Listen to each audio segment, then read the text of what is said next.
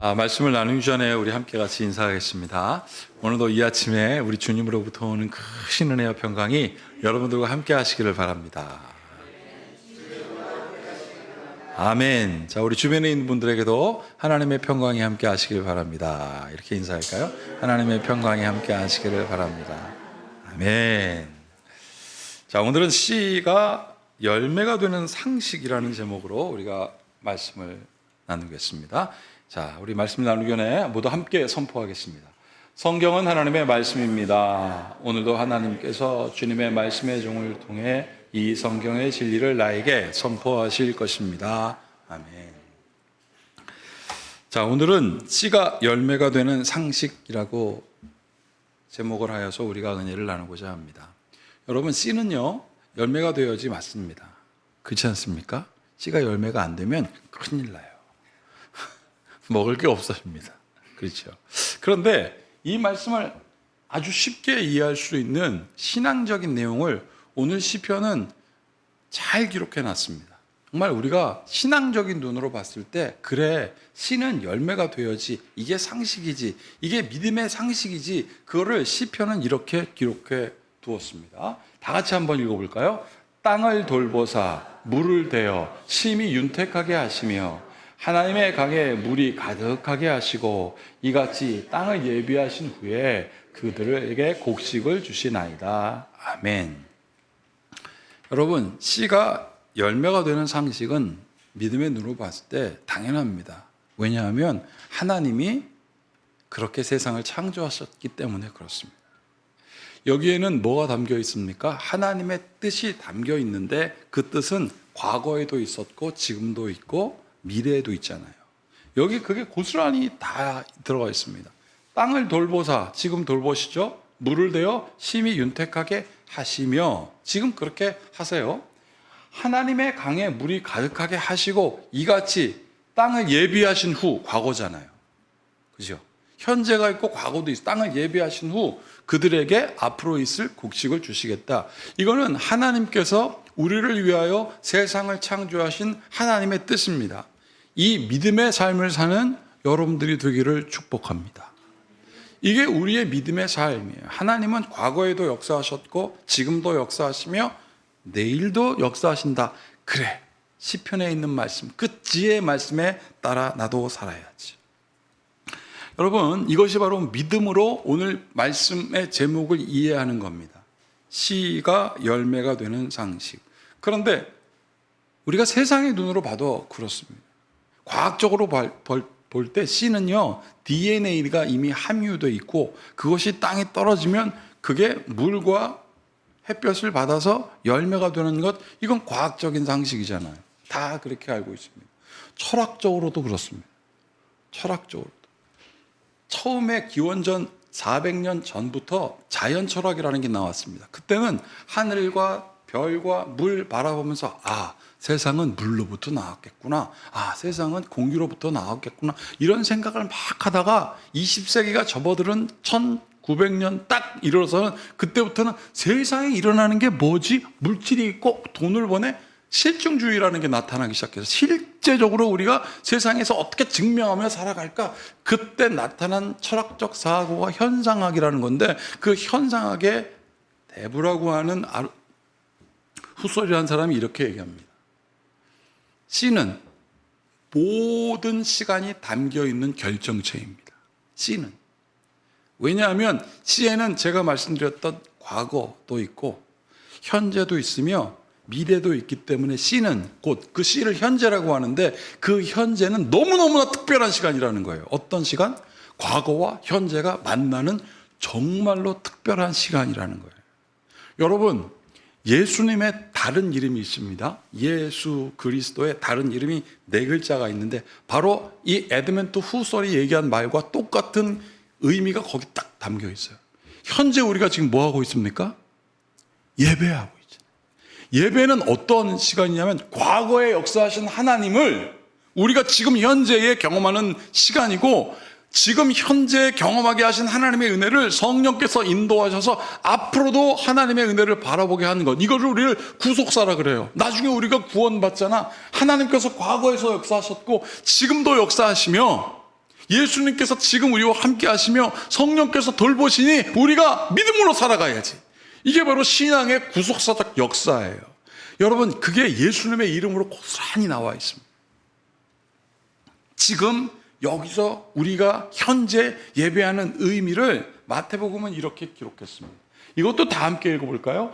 보라, 처녀가 잉태하여 아들을 낳을 것이요 그의 이름은 임마누엘이라 하리라 하셨으니 이를 번역한즉 하나님이 우리와 함께 하시다 함이라. 아멘. 임마누엘 하나님이 지금 예배하는 여러분들과 함께 하십니다. 이거를 우리가 믿음으로 고백하고 선포하는 게 너무너무나 중요해요. 예수님이 우리와 함께 하실 때 사람들이 예수님을 바라보면서 심각했을까요? 권사님? 집사님? 성도 여러분? 장로님? 심각하지 않으셨어요. 예수님과 함께 하실 때. 사람들은 예수님 보면 너무너무나 좋아했습니다. 왜냐하면 예수님은 재밌었기 때문에 그렇습니다. 여러분, 남녀노소를 막론하고 돈이 많거나 적거나 막론하고 누구와 함께 있으세요? 라고 물었더니 우리 서영호 목사님처럼 재밌는 사람과 함께 하고 싶다고. 재밌는 사람과 함께 하고 싶다고 한다. 근데 이 재미는 단순한 funny가 아니에요. 웃음, 막 웃기는 사람이 아니라 이 재미있는 사람이라는 것은 무슨 뜻이냐면 재미라는 뜻에 뭐가 있냐면 상호 쉼이라는 뜻이 거기 있어요. 그래서 이 재미있는 사람들을 다른 말로 유쾌한 사람들이라고 그래요. 와, 저 사람하고 있으면 그냥 스트레스가 다 해소되는 것 같아. 막 즐겁게 하고 나를 또 마음을 이해해 주기도 하고 그런 사람들을 유쾌한 사람, 다른 말로 좋은 사람이라고 하는데요. 이 재미라는 말이 interest예요. 인터, 상호, 레스트, 쉼. 그래서 여러분 정말 재미있는 사람과 함께 하고 싶었던 것처럼 예수님은 말씀하시길 좋은 사람은 어떤 사람들이냐면 자기만 좋자고 하는 사람이 아니라는 사람들. 나만 좋으면 되지 뭘, 나만 좋으면 땡이지 뭐, 이게 아니라 그래 저 사람도 좋아할 거야. 음식 만들면서 아유 우리 몇 분들이 그러더라고. 이렇게 막 그냥 오이를 만들어 오셨는데 목사님 생각을 하면서 껍질 벗겼다고. 그러니까 제가 기뻐지지 않겠습니까? 그걸 먹으면 그 사람 생각나지 않겠습니까? 이게 상호관계고 이게 쉼이고 거기에 재미가 있어요. 재미. 그러면 이 사람들끼리 통하는 게 있습니다. 여러분, 오늘 마태복음 13장 3절과 34절을 보면 우리가 왜 예수님께서 비유로 말씀하셨는지 그 이유가 담겨져 있습니다. 자, 여기 보세요. 예수께서 빨간 글씨 비유로 여러 가지를 그들에게 말씀하여 이르시되 씨를 뿌리는 자가 뿌리러 나가서 34절 예수께서 이 모든 것을 무리에게 비유로 말씀하시고 비유가 아니면 아무것도 말씀하지 아니하셨다. 비유라는 말이 3번이 나옵니다. 왜 예수님께서는 비유로 하셨을까요? 거기에는 2가지 의미가 있습니다. 첫 번째로 예수님과 함께하는 사람들의 수준에 딱 맞추셨어요. 사람들이 막 몰려오니까 예수님 굉장히 또 지혜롭고 똑똑하십니다. 사람들 속에서 말씀하시면 무리에 묻히니까 저 뒤에 있는 사람들은 안 보이잖아요. 근데 그때 갈릴리 바다에는 뒤에서 후풍이 불어요. 그러니까 예수님께서 그 속에 있으면 사람들이 못 들으니까 배에 오르신 겁니다. 배 위에 오르시면 뒤로 바람이 확 부니까 저 뒤에 있는 사람까지 예수님 말씀 싹 들려요. 그렇게 다 배려하셨어요. 자기만 좋으라고, 인기 좋으시라고 한 게 아니라 그렇게 배려하셨어요. 그러면서 말씀하신 겁니다. 비유로 그 사람들의 수준에 맞춰서 첫 번째로는 재미있게 쉽게 이해하기 위해서 비유로 그들에게 말씀하셨습니다. 근데 2번째는 뭐냐면 비유가 아니면 아무것도 말씀하지 아니하신 2번째 이유를 제가 다시 한번 강조합니다. 비유의 2번째 거는 무엇이냐면 많이 배운 사람들, 권력자들이 알아먹지 못하게 하려고. 이게 이해가 될까요? 아유, 저 수준 나는 사람들도 알아듣게 하는데 저 수준 높은 사람들이 못 알아듣게 하려고 왜 예수님께서 비유로 말씀하게 하셨다? 그러면 이 수준 높은 사람들은 왜 이 비유를 못 알아먹었을까요? 뭐 저딴 얘기를 하고 그래. 뭐 이런 거예요. 씨가 땅에 떨어져서 열매 맺는 게 무슨 경우의 수가 얼마나 많은데 그렇게 남아요. 여러분, 우리가 한번 답을 한번 매겨보겠습니다. 농부가 씨를 뿌려요. 제가 여기다가 사지선다를 한번 해봤습니다. 자, 첫 번째, 사지선다로 제가 하기 전에 왜 예수님께서는 저도 지금 여러분들에게 사지선다 얘기하는 것처럼 왜 비유로 말씀하셨는지, 이 사지선다도 한 가지 비유입니다. 여러분, 이 비유라는 말은 하필 예수님께서 비유가 아니면 아무것도 말씀하지 않으셨다. 이 비유라는 뜻은 무슨 뜻이 있냐면 이런 뜻이 있습니다. parable. 이 parable이라는 영어 단어는 파라라는 말과 벌레라는 말이 만나서 생겼어요. 이 파라라는 말은 성령 보혜사가 파라클레토스, 이거는 옆에서 부르다라는 뜻인 것처럼 파라, 옆에서 벌레 툭툭 던지면서 얘기한 거예요. 바로 옆에서 툭툭 던지면 그 사람들이 딱 알아먹어요. 친한 사람끼리. 제가 지금 얘기하는, 제가 뭐 한마디 할 텐데 그거 알아듣는 사람이 여기 있을 겁니다. 어려운 문제가 닥쳐보십시오, 여러분. 나는 샐러드가 좋아요 라고 말하면 됩니다. 저 두 분 알아먹잖아요. 이건 저하고 관계가 있는 거예요. 예수님이 딱 그런 거예요. 바로 옆에서 툭툭 던지면서 이해할 수 있는 거. 그 사람들은 다 알아요. 예수님께서 지금 여러분 사지선다 지금 드리겠습니다. 툭툭 던지면서, 자, 씨를 뿌립니다. 1, 2, 3, 4. 답. 길가, 1, 길가. 2, 흙이 살짝 덮인 돌밭. 잡초가 난 곳. 4. 잘 관리된 좋은 땅.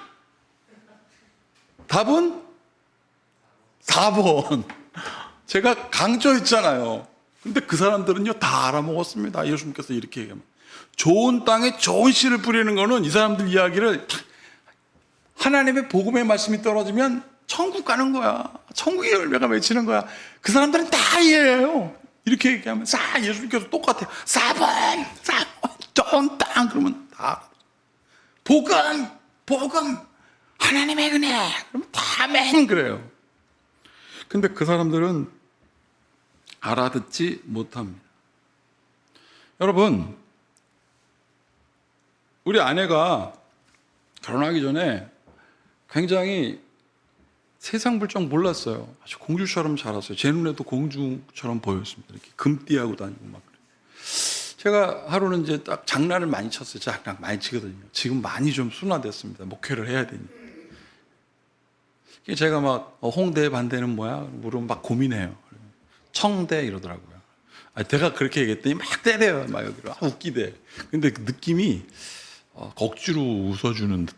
그래서 거기서 이제 스톱해야 되는데, 연대 반대는 뭐게? 그랬더니 고대! 막 이러더라고요. 그래서 아니 다친대 이랬어요. 그래서 다치도록 맞다가 이제 이분이 지쳤어요. 그러다가 가는데 이분이 이제 이게 지치니까 딴 말 하려고 하고 이제 피해가고 싶으니까 여기가 어디야? 그랬는데 제가 거기서 스톱해야 되는데 여기는 도로야. 그랬다가 번개 맞았습니다. 번개.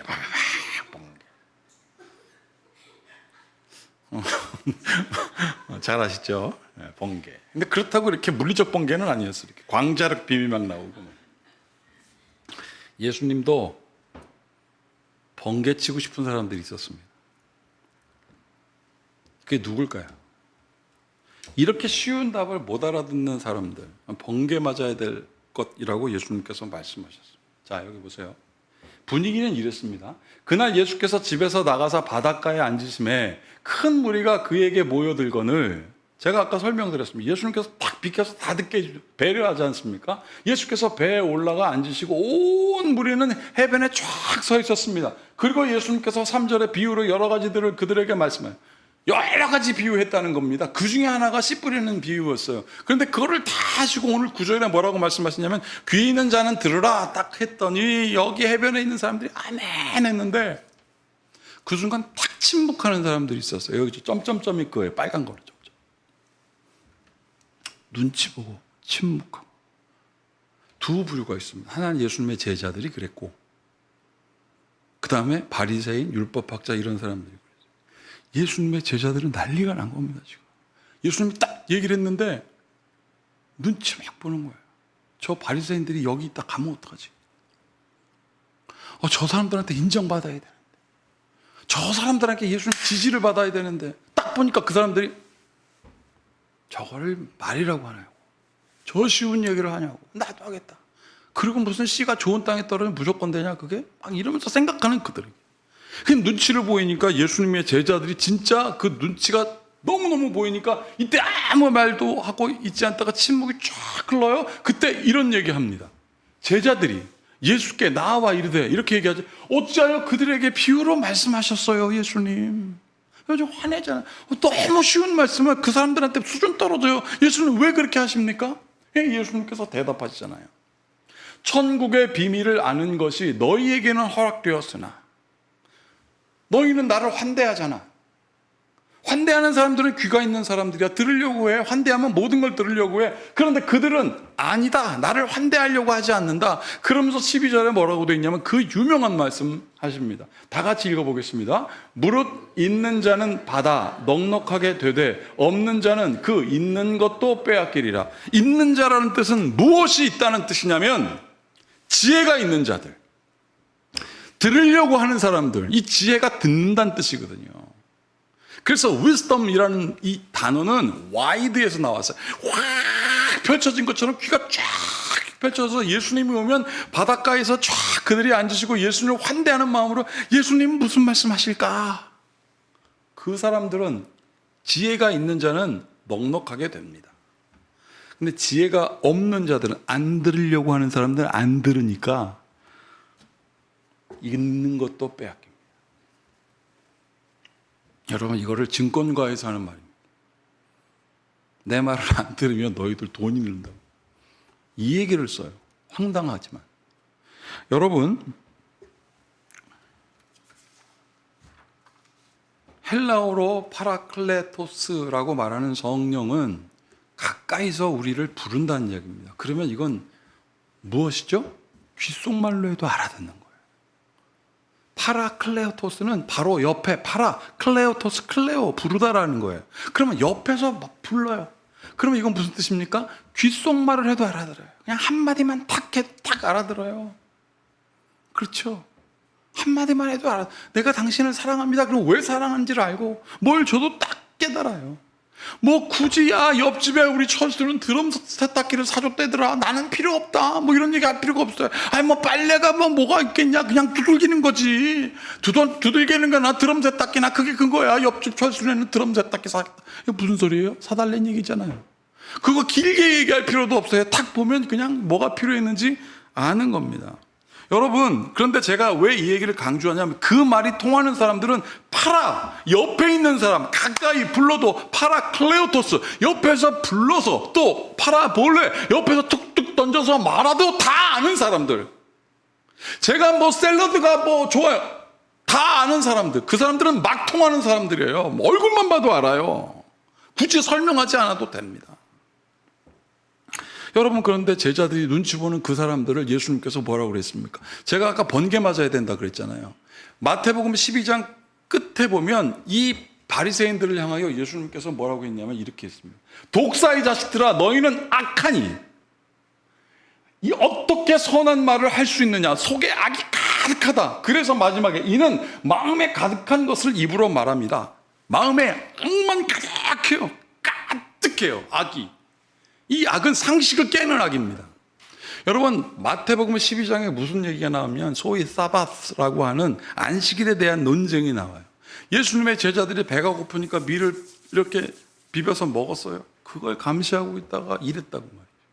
안식일에는요 하지 말아야 되는 게 다그마치 엄청 많았습니다. 율법 600 몇 개 중에 365개가 하지 말라는 거예요. 안식일에는요 배고파도 안 되고 배불러도 안 됩니다. 배부르다가 아프면 안 되니까 아프도 안 되고 다쳐도 안 됩니다. 그럼 의사들이 일해야 되니까. 여러분 그런데 이 사람들이 일을 했어요. 난리가 났어요. 예수님께서 안식이 무슨 뜻이냐? 안식이 무슨 뜻이야? 그거 상식이잖아 이렇게 물었어요. 그랬더니 안식일에 법 막 얘기하니까 하나님 NO! 안식일은 하나님이 너희를 쉬라고 하신 말씀이고 하나님이 너희들이 쉬고 기뻐하면 하나님이 더 기뻐하는 소통이 일어나는 재미있는 시간이야 라고 설명을 했어요. 근데 때마침 누가 병든 자가 오네요. 손이 말랐네요. 고쳐주셨어요. 거봐라 좋아하지 않아.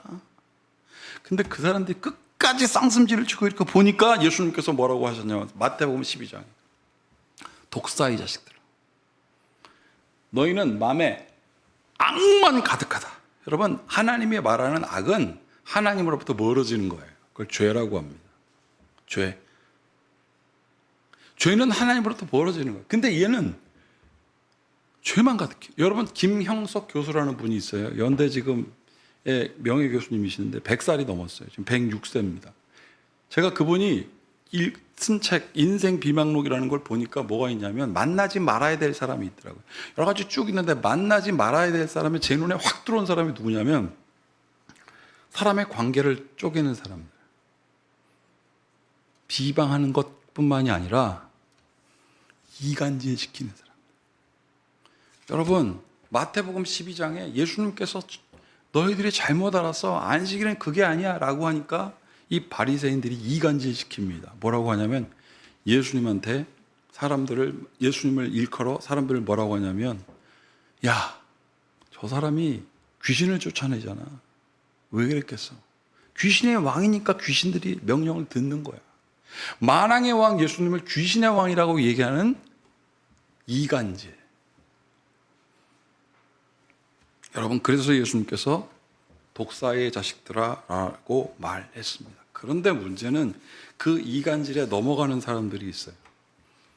뭐 옛날에 좀 알았던 사람들이 아유, 내가 좀 알았는데 저 예수가 귀신의 왕이었구나, 이게 아니라 완전히 의표를 찔른 사람들, 의표에 팍 찍혀요. 와, 어떻게 저 사람도 바로 이 장면. 예수께서 무리에게 말씀하실 때 여기 보세요. 그의 어머니와 동생들이 예수께 말하려고 밖에 섰더니 한 사람이 예수께 나와 부서서 예수님, 당신의 어머니와 동생들이 당신에게 말하려고 밖에 서 있나이다. 자기 아들과 자기 형과 자기 오빠가 귀신의 왕이라니까 더 얘기하지 마. 이러려고 밖에 서 있다 이거예요. 가족들도 이간질시키고 있는 거예요. 말하던 사람에게 대답하여 이르시되 누가 내 어머니며 내 동생들이냐? 손을 내밀어 제자들에게 가리켜 이르시되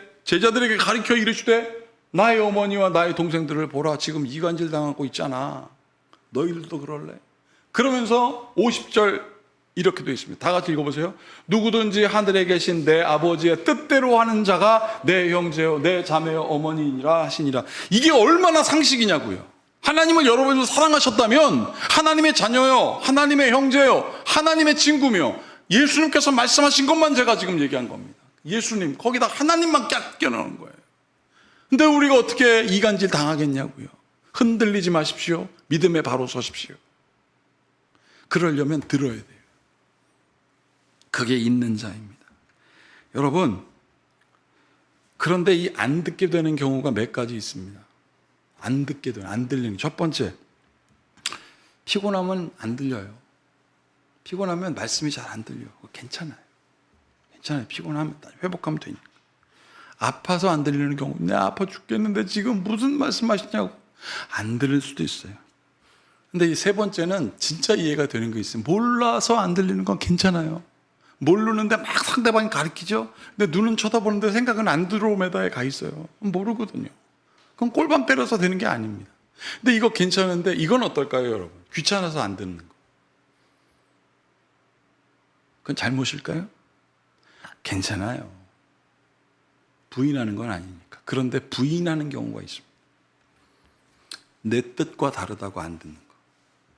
저 사람이 미우면 저 사람이 좋은 말 해도 싫어하는 거. 이거는 아닙니다. 내 뜻과 다르다고. 내 뜻이 이루어졌지 않다고. 그게 바로 무엇이라고 하냐면 독사, 악을 품은 거예요. 그래서 여러분, 마태복음 13장 9절에 있는 말씀과 12절 13절에 있는 말씀을 보면 보세요. 귀 있는 자는 들으라. 있는 자, 지혜 있는 자들은 넉넉히 되고 교만한 자, 없는 자는 그 있는 것도 빼앗기리라. 13절, 그러므로 내가 그들에게, 여기서 그들은 누굽니까? 교만한 사람들. 비유로 말하는 것은 그들은 여기 되어 있잖아요. 자기의 뜻과 다르니까 뭐라고 되어 있어요? 그들이 보아도 보지 못하며 들어도 듣지 못하며 깨닫지 못함이니라. 자기 뜻과 다르니까. 그래서 예수님은 그런 사람들을 독사라고 한 겁니다. 여러분, 상식이란 뜻은 무슨 뜻이냐면 상식은 항상 상자에다가 알식자예요. 그냥 항상 알아야 되는 게 있어요. 항상 알아야 되는.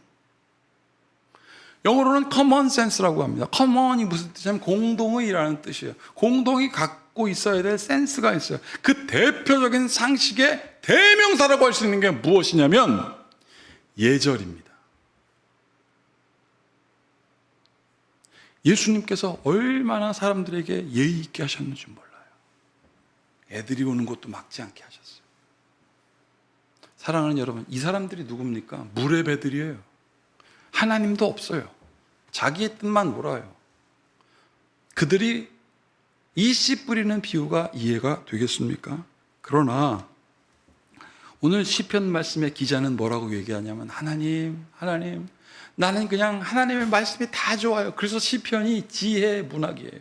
지혜, 잘 듣는 것을 다 믿음으로 고백한 게 바로 시편입니다. 여러분들도 오늘 시편의 말씀으로 선포하시길 바랍니다. 다 같이 읽어보겠습니다. 땅을 돌보사 물을 대어 심히 윤택하게 하시며 하나님의 강에 물이 가득하게 이같이 땅을 예비하신 후에 그들에게 곡식을 주시나이다. 믿음의 선포, 하나님의 은총, 이 모든 것들은 하나님이 여러분들을 사랑하시는 하나님의 뜻입니다. 그 은혜로 살아가는 여러분들의 삶이 되시기를 바랍니다. 이 모든 지각에 뛰어난 주님의 평강이